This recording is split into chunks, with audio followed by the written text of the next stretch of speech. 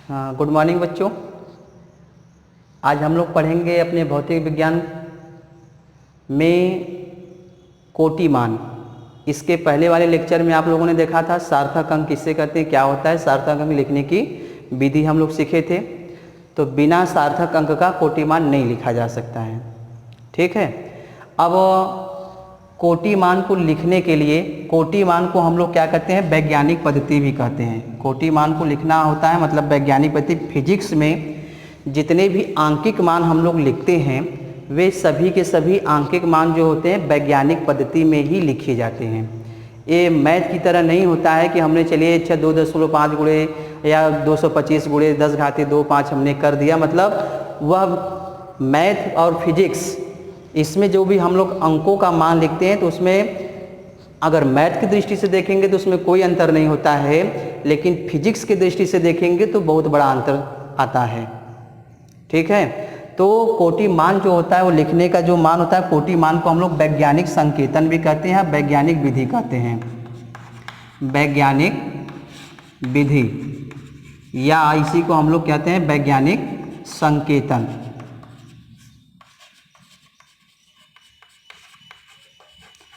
वैज्ञानिक संकेतन, ठीक है। अब कोटि मान होता क्या है, किसे कहते हैं, वैज्ञानिक संकेतन होता क्या है। तो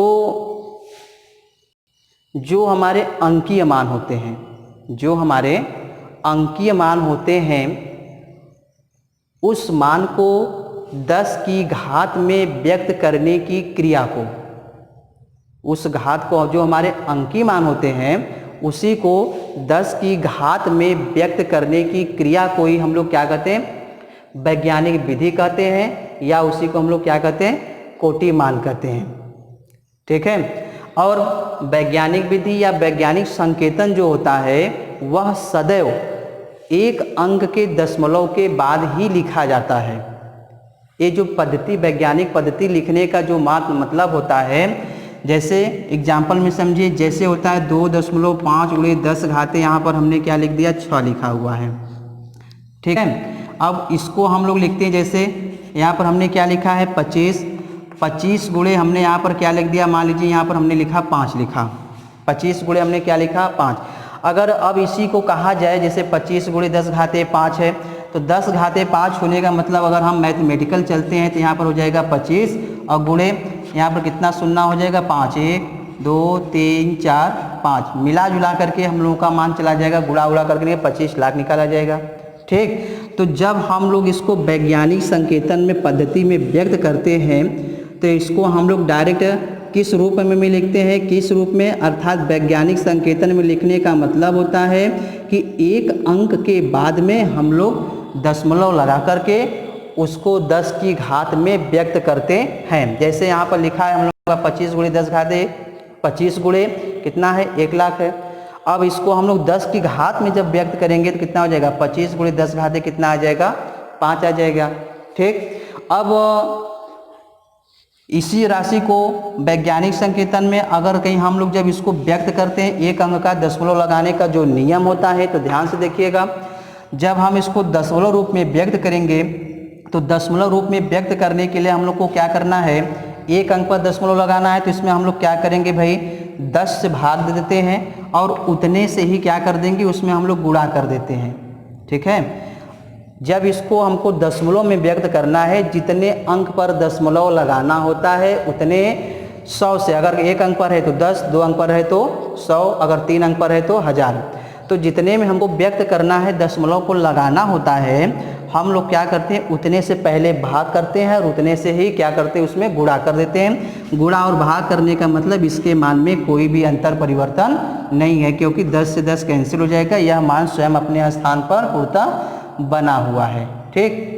तब देखिए जब इसको हम लोग व्यक्त करेंगे तो यह 10 क्या करेगा, एक अंक यहाँ पर 1 0 है, जब यहाँ पर 1 0 है तो एक अंक पर हम लोग क्या करेंगे, दशमलव लगा लेते हैं, तो हो जाएगा 2.5, यह वाला मान हल हो गया 2.5 गुणे। अब देखते हैं यहाँ पर 10⁻5 है, यहाँ पर कितना है 1 है, अर्थात इसका मान हो जाएगा 10⁻6, अर्थात वैज्ञानिक संकेतन बन करके इसका तैयार हुआ 2.5 गुणे 10⁻6 6। ठीक है, तो देखिए ये तो हम लोगों का हो गया वैज्ञानिक विधि, वैज्ञानिक संकेतन हो गया। लेकिन बात हो रही थी कोटिमान की, कोटिमान होता क्या है और इसको कोटिमान को हम लोग लिखते कैसे हैं। तो कोटिमान को हमने बताया कि अंकीय मान को 10 के घात में, पहले परिभाषा लिख लीजिए, परिभाषा इसका बनेगा अंकीय मान को 10 की घात में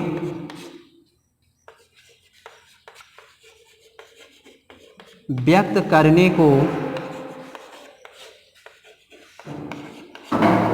अंकीय मान को 10 की घात में व्यक्त करने को कोटिमान कहते हैं,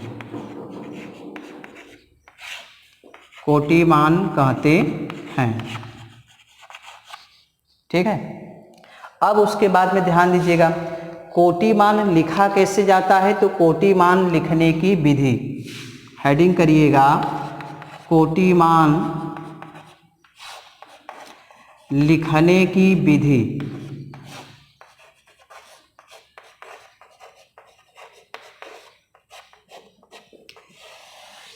तो कोटिमान जो लिखने की विधि होती है वह विधि हम लोगों का होता है, ध्यान से देखना है कैसे लिखते हैं उसको। तो 1 गुणे 10, 1 गुणे 10 का वर्गमूल, 1 गुणे 10 का वर्गमूल, इसका वर्गमूल जब निकालेंगे तो मान आता है हम लोगों का 3.16। करड़ी में 1 गुणे 10 का वर्गमूल, इसका वर्गमूल आता है 3.16। अगर कहीं संख्या जो सार्थक अंक होता है, अगर वह सार्थक अंक 3.16 से छोटा है, ठीक है, अगर कहीं ध्यान से सुनिएगा मेरी बात को, कैसे लिखा जाता है। लिखने का जो रूल्स होता है, 1 गुणे आधार कितना माना जाता है हम लोगों का, सदैव 10 माना जाता है। ठीक है, तो जो हम लोगों का आधार होता है वह सदैव 10 माना जाता है। ठीक है, और उसी 10 का हम लोग वर्गमूल निकालते हैं, उस 10 का वर्गमूल होता है 3.16 होता है। और अगर कहीं सार्थक अंक 3.16 से, ठीक है, सार्थक अंक 3.16 से अगर छोटा है तो 10 की घात में कोई भी वृद्धि हम लोग नहीं करते हैं, अर्थात 10 की घात को ज्यों का त्यों लिख देते हैं। अगर कहीं सार्थक अंक 3.16 से बड़ा है तो हम लोग 10 की घात में 1 जोड़ करके लिख देते हैं।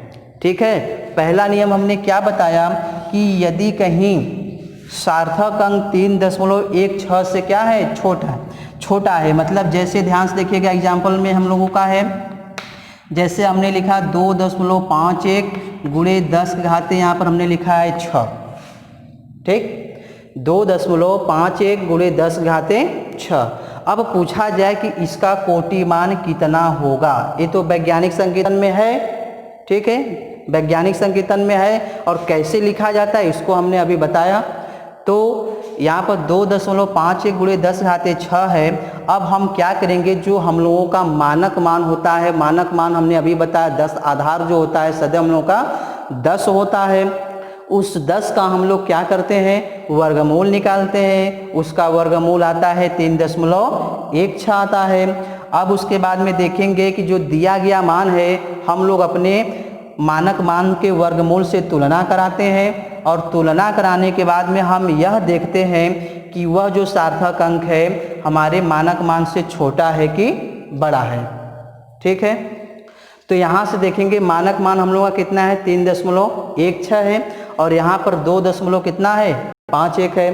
तो यह जो हम लोगों का मान है वह किससे क्या है, 3.16 से क्या है, छोटा है ना। यहाँ पर 3.16 है, यहाँ पर कितना है, 2.51 है। जब छोटा है तो हमने बताया कि इस 10 की घात में कोई भी वृद्धि नहीं होती है, न तो कमी होती है। इस 10 की घात को हम लोग ज्यों का त्यों लिख देते हैं, और 10 की घात है कितनी, 6। अर्थात इस पूरे अंकों का जो कोटि मान प्राप्त हो जाएगा वह कितना प्राप्त हो जाएगा बेटा, उसका कोटि मान हम लोगों का होगा 6। अर्थात कहने का मतलब जो हम लोगों का है 10 घाते 6, अब उसके 10 की घात में जो मान होता है वही कोटि मान कहलाता है।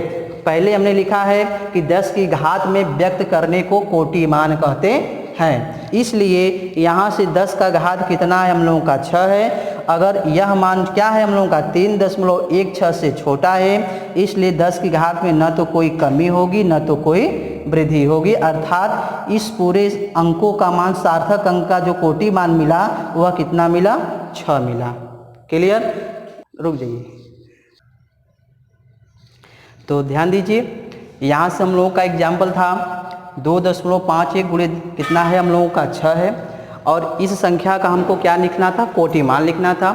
तो यहाँ से हमने बताया कि जो हम लोगों का मानक मान होता है उस मानक मान के वर्गमूल से यदि हम लोगों का जो दिया गया मान है अगर छोटा है तो 10 की घात में हम लोग कोई भी वृद्धि न तो कमी करते न तो वृद्धि करते, अर्थात ज्यों का त्यों उसको लिखा जाता है। अर्थात यहाँ से हम लोग देखेंगे कि 10 की घात में कितना है 6 है, अर्थात इसका जो कोटि मान बना, कोटि मान कितना हो जाएगा 10 घाते 6 हो जाएगा। ठीक है, अर्थात 2.51 का कोटि मान कितना हो गया 6। अगर कहीं यही मान हम लोगों का दूसरा एग्जाम्पल ध्यान दीजिए, दूसरा एग्जाम्पल यहाँ से है जैसे 3.25 गुणे 10 घाते -5, 3.25 गुणे 10 घाते कितना है भाई -5 है। तो अब हम क्या करेंगे कि जो दिया गया हम लोगों का मानक मान है उस मानक मान से इस सार्थक अंक की हम लोग क्या कराते हैं, तुलना कराते हैं। तुलना कराने के बाद देखेंगे कि बड़ा है कि छोटा है। अगर छोटा होता है तो हम लोग क्या करते हैं 10 की घात को ज्यों का त्यों लिख लेते हैं। अगर कहीं इससे बड़ा होता है तो 10 की घात में हम लोग क्या करते हैं +1 ऐड कर देते हैं। तो देखेंगे कि मानक मान कितना हम लोगों का 3.16, जो हम लोग का सार्थक अंक दिया गया है 3.25। तो तुलना से स्पष्ट होता है कि 3.25 हम लोगों का क्या है, यह अपने मानक मान से क्या है, बड़ा है। जब मानक मान से बड़ा होगा तब यहाँ से हम लोग कोटि मान जो निकालेंगे तो यहाँ से कोटि मान हो जाएगा 10 घाते -5 + 1।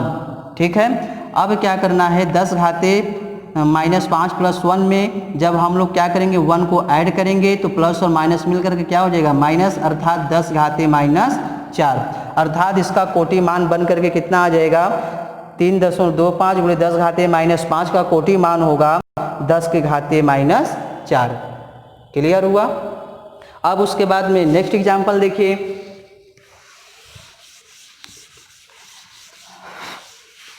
अब जैसे यहाँ पर हमने लिखा भाई यह मान हम लोगों का मिला 5.02 गुणे 10 घाते कितना दिया हुआ है 6 दिया हुआ है। ठीक है, या अदर मान ले सकते हैं, मान लीजिए -5 दिया हुआ है। अब देखेंगे कि जो हम लोग का मानक मान है और जो हम लोग का सार्थक अंक है दोनों का हम लोग क्या करेंगे तुलना कराएंगे। तो तुलना कराने के बाद में देखेंगे कि यह मान हम लोगों का छोटा है कि बड़ा है। तो हम लोग जानते हैं मानक मान होता है 3.16। तो देखने से यह स्पष्ट हो रहा है कि जो हम लोग का सार्थक अंक दिया गया है यह मानक मान से हम लोगों का क्या है बड़ा है।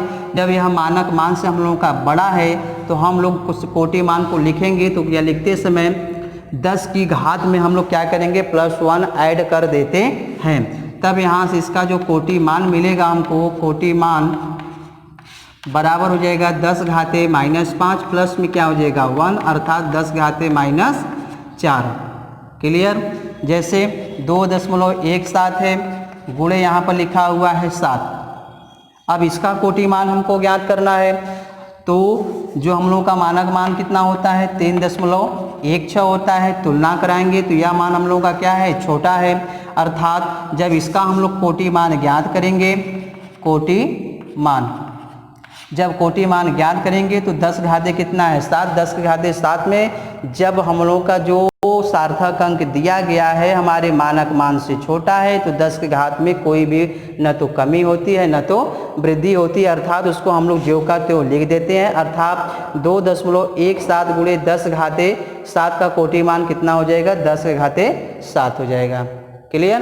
तो इस प्रकार से आज हम लोगों ने देखा कोटि मान किसे कहते हैं, कोटि मान को किस प्रकार से लिखा जाता है, कोटि मान को कैसे पढ़ा जाता है। ठीक है, इसको आप लोग विधिवत देख लीजिए, फेयर कॉपी पर नोट कर लीजिए और कोटिमान आप लोग बुक का इस्तेमाल करिए। उसमें बहुत सा सवाल दिया हुआ है जिसका कोटिमान आप लोग स्वयं से ज्ञात कीजिए। धन्यवाद।